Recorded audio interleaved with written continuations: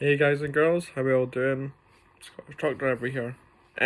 So I've been asked by a fair few people via Instagram and YouTube, if I can re-upload the video of how to get your Class 2 license. So, because I filmed that on my iPhone while I was driving my van, I never actually saved it. So this is going to be a re-upload of it.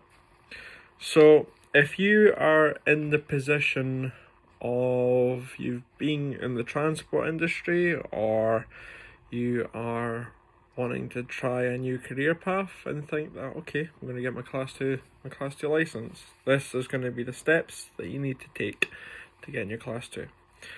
So, you can either go to your post office, or you can do via the DVLA website. You can apply for the application forms, which is a D4 form, if I'm not mistaken, which then allows you, that's basically your application, all the nitty-gritty part of it. You need to order one of those. They're free. If you get it from the post office, you'll get it then and there. Most post offices have it in stock and will be able to give you one, or if you order it online, it takes about a week to come. Now, there's two parts to that form. There's the sort of getting the provisional entitlement on your license, and then there's a medical section as well. For the provisional part, there is, I think, only a couple of bits that you need to fill out. There is a little book that you get with it that tells you how to fill it out. If you're unsure, speak to someone that already has a Class 2 license or Class 1, or consult. Well, I actually phoned the DVLA and asked for advice on how to fill it out.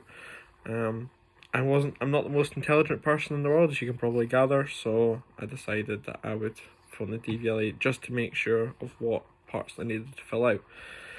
So, doing that, you also then need to go and speak to a doctor. Now, most doctors will charge you for getting an appointment just for a medical assessment to prove that you are, in fact, in a healthy state to drive a HGV. They check your eyesight, blood, hearing as well, various bits of your medical health, just to prove that you're not a liability getting behind a vehicle that weighs, up to 32 tons. So if you're on medical health, now obviously there's going to be some people at different ends of the spectrum. If you wear glasses, for instance, as long as you wear glasses and can meet the required sight test, you're fine. If you wear contact lenses, again, you can meet the required sight test. If you have, say, sleep apnea, there may be cases where you might get your application denied by a doctor or the DVLA, or they may require you to go and do further tests. So just take it into mind that when you're going to see the doctor, that there is going to be things that will draw you back from getting your Class 2 license. So you filled out both those parts. The doctor's filled it out. A doctor's appointment, and now I stay in the central belt of Scotland. There's a doctor's in Falkirk at the hospital that charges £50 for medical, or there's one in Hart Hill. I think she's £60. So it really just depends. If you do contact the driving school, they may be able to advise you on where to go and what's the kind of cheapest. Everyone likes saving money at the end of the day, but necessarily if you can get one for the very next day, it's £100, whatever. So you send those away, and within about 2 weeks, the provisional entitlement should go onto your license. Now, the advice that I was given, and I will give anybody else, whilst you're waiting for the provisional entitlement to go onto your license, go and set some theories online. There is many apps, if you're an Android or iPhone user, that you can do mock tests.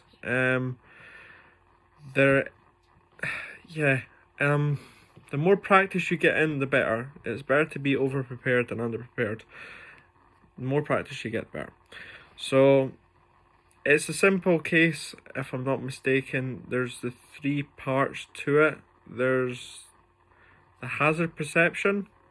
Now, the issue that I found is, obviously driving a car for 5 years, is that you see obviously things a lot sooner than, say, someone that's just sitting there test for the first time, like a 17-year-old. So just take your time on the hazard perception. Best advice I can give: double click. You don't get parts deducted for the amount of clicks that you do. Just don't click like an absolute nutter. You've then got the multiple choice, which is out of 50, or is it out of 100? I can't remember off the top of my head. It's out of 50. I can't remember. I'll have to check that one.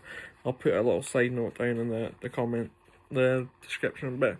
And then you've also got your first CPC module as well.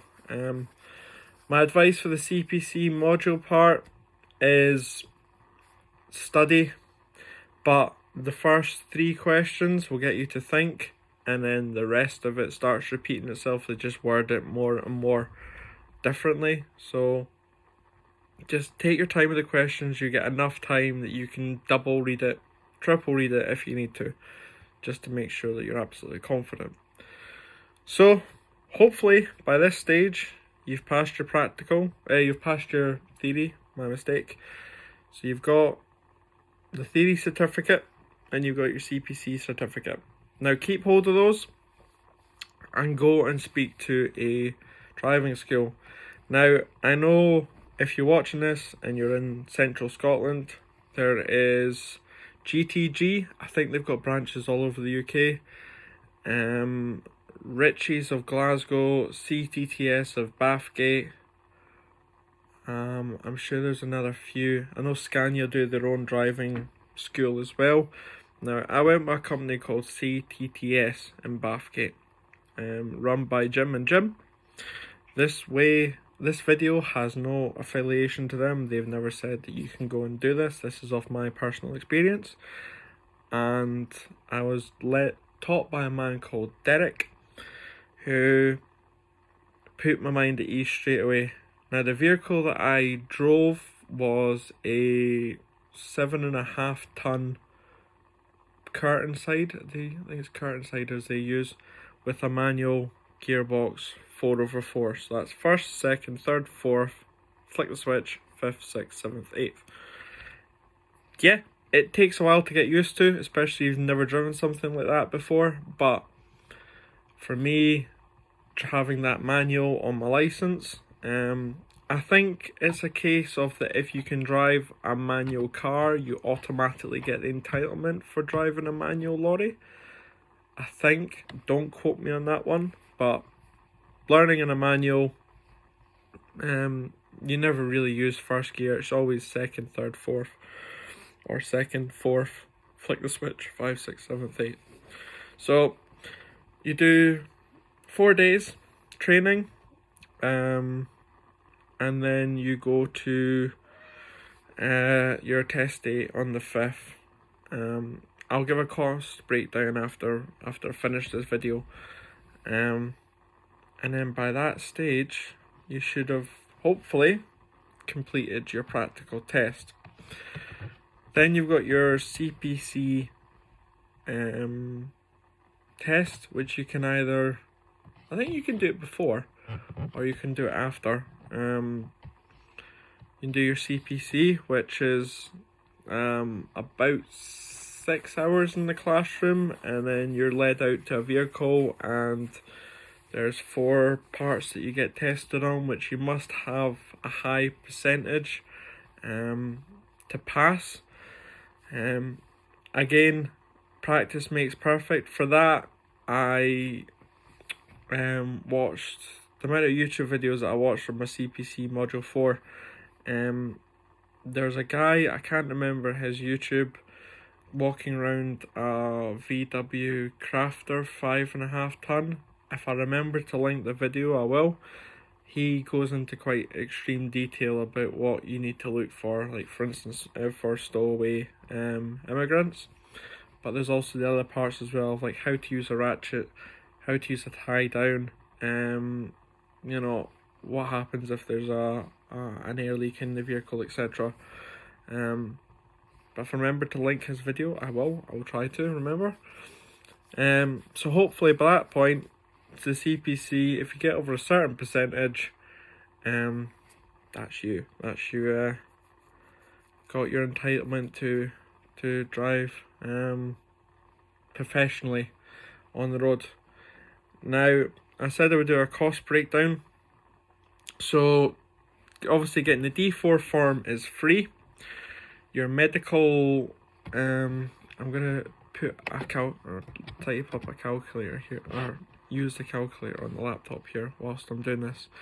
So the D4 form's free, and my doctor's appointment that I went to go for was the woman in Hart Hill, which was £60. So that's you got the medical entitlement, and I'm sure the different theories, I think it was all in around about 50 quid for the my theories.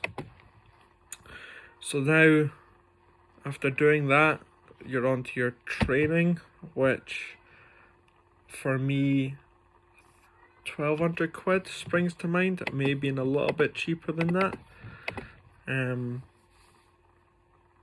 I think it's like 1149, but TTS's prices may have went up or down. I know they're not the cheapest people in the world, in central Scotland, but the standard that you get and the standard of vehicles that you're learning to drive in, you can't really compete with. All their guys are ex-military professionals as well, so you get a bit of banter as well as learning. So that's about 1300 quid, and then the Cpc Module 4 I'm sure was about 170 quid, 180 quid, which brings you up to a total of around about £1,500, give or take. Now, to get your, obviously, after you've done your practical, the examiner will ask you, if you haven't already done your Cpc, he'll ask, do you want to send your license off, or do you want us to send your license off? Now, if they send your license off, it's quicker, but obviously if you've not done your Cpc, you will need your driving license card, so you'll have to do it yourself. Now, just remember, when you get your pass certificate at the bottom, if you're sending it off yourself, there's a bit that you need to sign. I forgot to do that, and that delayed me by about 2 weeks, because I'm an idiot. So, yeah, that's that part. To get a tachograph card as well, I think the price I paid was about £35, which was a postal order. So you go into a post office, and you hand over to get the form that you need. Again, if you've got any problems, ring the DVLA. There's a specific section where they will speak to you about tachographs and speak to you on how to fill them out. You need to send that away with a postal order. Again, don't quote me on how much that actually was. I think it was about 30 to 35 quid if memory serves me correctly. And you'll get a tachograph card within about 2 weeks, and your CPC card should arrive in about the same time as well, about 2 weeks. So from you kind of passing everything, it should be within a month that you will be able to have everything together. Now, you can go out and drive if you take a photograph, or if you go into an agency, then you can give them a copy of your pass certificate. You can also give them a copy of your CPC pass certificate, and as long as you hold your tachograph card, you can go out and drive legally. Now, some companies, sorry, my cat has been really annoying. Some companies will decline you from working because you haven't got the physical cards to hand, but as long as you can prove that you have the entitlement to drive the vehicle, you have your CPC, and you have a valid tachograph card, you can go out and drive. But if you want to sit and wait for everything, then so be it. Now, if you're still watching by this point, the one advice I will always give people regarding their test is that the examiner who sat next to you is not a robot. He will not sit there barefaced for about an hour whilst you're doing your manoeuvres, whilst you're out in the drive. He will speak to you if he's a nice examiner. Now, the examiner I had, again, this is my personal experience, I spoke about Land Rovers and cars for about 45 minutes, to the point that the examiner nearly got distracted by where I was meant to be going. We stayed out longer than I should have been out for because we were quite in depth in conversation. Now, if you find that obviously less stressful, you know, speaking to someone, as long as you can concentrate and do everything that you've been taught to do, the examiner will speak to you. If he obviously sees the fact that you're quite nervous, or him talking to you or you talking is off-putting, he will stop talking to you. So that's the advice I give. They are human beings, they're not robots. They will try and put your mind at ease as much as they can, but essentially it is down to you.